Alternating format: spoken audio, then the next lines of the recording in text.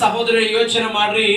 ಯೇಸು ಸ್ವಾಮಿ ಅಂತನ್ನುವಂತ ಮಾತೇನಂದ್ರೆ, ಹೇಳುವಂತ ಮಾತೇನಂದ್ರೆ, ಲೋಕದಲ್ಲಿ ಕರೆಯಲ್ಪಟ್ಟವರು ಬಹಳ ಜನ, ಅದರಿಂದ ಆರಿಸಲ್ಪಟ್ಟವರು ಸ್ವಲ್ಪ ಜನ ಅಂತ ಯೇಸು ಸ್ವಾಮಿ ಕೂಗಿ ಬಂದಿರುವಂತ ಜನ ಸಮೂಹಕ್ಕೆಲ್ಲರಿಗೂ ತಿಳಿಯಪಡಿಸುವ ಮಾತೇನಂದ್ರೆ, ಕರೆಯಲ್ಪಡುವವರು ಅನೇಕರು, ಆದ್ರೆ ಅದರಲ್ಲಿ ಆರಿಸಲ್ಪಡುವವರು ಸ್ವಲ್ಪ ಜನ. ಎದಕ್ಕೂ ಯೇಸು ಸ್ವಾಮಿ ಈ ಮಾತು ಹೇಳಿದ್ದಾನೆ ಅಂದ್ರೆ, ಅಲ್ಲಿ ಒಂದು ಸಾಮ್ಯವನ್ನು ಅವರಿಗೆ ಹೇಳಿದ್ದಾನೆ. ಏನಪ್ಪಾ ಸಾಮ್ಯವನ್ನಂದ್ರೆ, ಪರಲೋಕ ರಾಜ್ಯವು ಎಂಥದಾಗಿದೆ ಅಂತ ನಾವು ನೋಡಿದ್ರೆ 22ನೇ ಅಧ್ಯಾಯ 1ನೇ ವಚನ ನೋಡ್ರಿ. 2ನೇ ವಚನದಿಂದ, ಪರಲೋಕ ರಾಜ್ಯವು ಮಗನಿಗೆ ಮದುವೆ ಮಾಡಿದ ಒಬ್ಬ ಅರಸನಿಗೆ ಹೋಲಿಕೆ ಆಗಿದೆ. ಹಲ್ಲೇಲೂಯಾ! ಎಲ್ಲರೂ ಜೋರಾಗಿ ಹಲ್ಲೇಲೂಯಾ! ಪರಲೋಕ ರಾಜ್ಯವು ಹೆಂಗಿದೆ ಅಂತಂದ್ರೆ, ಅನೇಕ ಜನರನ್ನು ಕರೆದು ತನ್ನ ಮಗನ ಮದುವೆ ಮಾಡಿದ ಅರಸನ ಹೋಲಿಕೆ ಆಗಿದೆ ಅಂತೆ. ಇವತ್ತು ಪರಲೋಕ ರಾಜ್ಯವು ಎಂತದು ಅಂತಂದ್ರೆ, ಒಬ್ಬ ತನ್ನ ಮಗನ ಮದುವೆ ಮಾಡುವಂತ ಒಬ್ಬ ಅರಸನಿಗೆ ಹೋಲಿಕಾಗಿದೆ ಪರಲೋಕವು. ಅದಕ್ಕಾಗಿ ಯೇಸು ಸ್ವಾಮಿ ತನ್ನ ಮಗನಾಗಿದ್ದ ಯೇಸು ಕ್ರಿಸ್ತನ ಮದುವೆಗಾಗಿ ಇವತ್ತು ಎಲ್ಲರಿಗೆ ಕರುವಿಗೆ ಹೋಗ್ತಾ ಇದೆ. ಲೋಕದಲ್ಲಿರುವ ಎಲ್ಲರಿಗೆ ಕರುವಿಗೆ ಹೋಗ್ತಾ ಇದೆ. ಬನ್ನಿರಿ, ಆತನ ಮದುವೆಗೆ ಸಿದ್ಧವಾಗಿರಿ ಅಂತ ಕರುವಿಗೆ ಎಲ್ಲರಿಗೂ ಹೋಗ್ತಾ ಇದ್ದಾರೆ. ಆದ್ರೆ ಎಲ್ಲರೂ ಬರ್ತಾರ ಅಂತ ನೋಡಿದ್ರೆ ಬರಕ್ಕೂ ಸಾಧ್ಯವಿಲ್ಲ. ಯಾಕಂದ್ರೆ ಎಲ್ಲರಿಗೂ ಕರುವಿಗೆ ಹೋಗ್ತದೆ, ಆದ್ರೆ ಅದರಲ್ಲಿಂದ ಆರಿಸಲ್ಪಡುವವರು ಸ್ವಲ್ಪ ಜನ. ಇವತ್ತು ಸಭೆಗೆ ಎಲ್ಲಾ ಜನರು ಬರ್ತಾರೆ. ನಾಳೆ ಅವರಲ್ಲಿ ಆರಿಸಲ್ಪಟ್ಟಿದ್ದಾಗ, ಅದರಲ್ಲಿ ಎಲ್ಲ ದುಂಡಗ ಮಾಡಿ ಅವರು ಪರಿಶೀಲನೆ ಮಾಡಿದಾಗ ಅದರಲ್ಲಿ ಆರಿಸಲ್ಪಟ್ಟಿದ್ದಾರೆ ಎಷ್ಟು ಜನ ಆಗುತ್ತಾರೆ? ಸ್ವಲ್ಪ ಜನ ಆಗುತ್ತಾರೆ. ಇವತ್ತು ಲೋಕಕ್ಕೆ ಕರುವಿಗೆ ಹೋಗ್ತಾ ಇದೆ, ಸುವಾರ್ಥ ಕರುವಿಗೆ ಹೋಗ್ತಾ ಇದೆ. ಆದ್ರೆ ಯಾರು ರಕ್ಷಣೆ ಹೊಂದುತ್ತಾರೋ, ಯಾರು ದೇವರಾಜ್ಯಕ್ಕೆ ಸೇರ್ತಾರೋ, ಯಾರು ಆ ಮದಲಿಂಗನ ಮದುವೆಗೆ, ಯೇಸು ಕ್ರಿಸ್ತನ ಮದುವೆಗೆ, ಲೋಕ ಕಲ್ಯಾಣಕ್ಕಾಗಿ ಎಷ್ಟು ಜನ ಅಲ್ಲಿ ಮಧ್ಯಾಕಾಶಕ್ಕೆ ಹೋಗ್ತಾರಂತಂದ್ರೆ ಎಷ್ಟೋ ಜನ ಬರ್ತಿದ್ದಾರೆ. ಆದ್ರೆ ಅದರಲ್ಲಿ ನೀತಿ, ಪರಿಶುದ್ಧತೆ, ಭಕ್ತಿ, ವಿಶ್ವಾಸ ಉಳ್ಳವನು ಒಬ್ಬನೇ ಎಲ್ಲಿ ಹೋಗ್ತಾನೆ? ಆ ಮದುವೆಗೆ ಹೋಗ್ತಾನೆ. ಹಲ್ಲೇಲೂಯಾ! ಈ ಅರಸು ಏನ್ ಮಾಡಿದ್ರೆ ಎಲ್ಲರಿಗೆ ಕರುವಿಗೆ ಕಳಿಸಿದಾನೆ, ಬಟ್ ಯಾರು ಬಂದಿಲ್ಲ. ಅದರಲ್ಲಿ ಅರ್ಧ ಭಾಗ ಕೂಡ ಬಂದಿಲ್ಲ.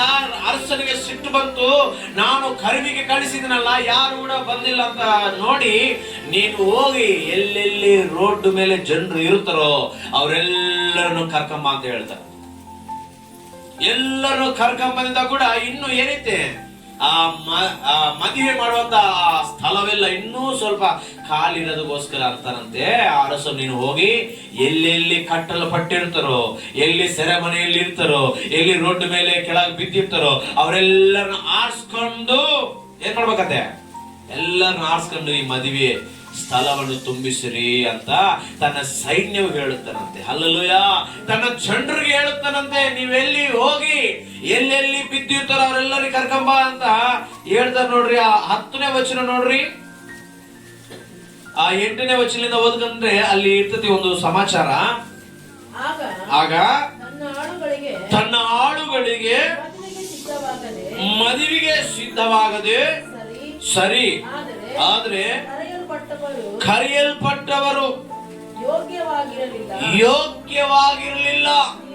ನೀವು ಈಗ 4 ಆದಿಗಳು ಕೂಡುವ ಸ್ಥಳಗಳಿಗೆ ಹೋಗಿ ಕಂಡವರೆಲ್ಲರನ್ನು ಮದುವೆಯ ಊಟಕ್ಕೆ ಕರೀರಿ ಎಂದು ಹೇಳಿದನು. ಆಗ ಆಳುಗಳು ಆದಿಗಳಿಗೆ ಹೋಗಿ ಕೆಟ್ಟವರು ಒಳ್ಳೆಯವರು ಅನ್ನದೆ ಕಂಡವರೆಲ್ಲರ ಕೂಡಿಸಿ ಕರಕೊಂಡು ಬಂದರು. ಹಲ್ಲೇಲೂಯಾ! ಯಾರ್ಯಾರಿಗೆ ಕರುವಿಗೆ ಹೋಗಿತ್ತು ಅವರೆಲ್ಲರೂ ಬರೋದು ಕಷ್ಟ ಆಗಿದೆ.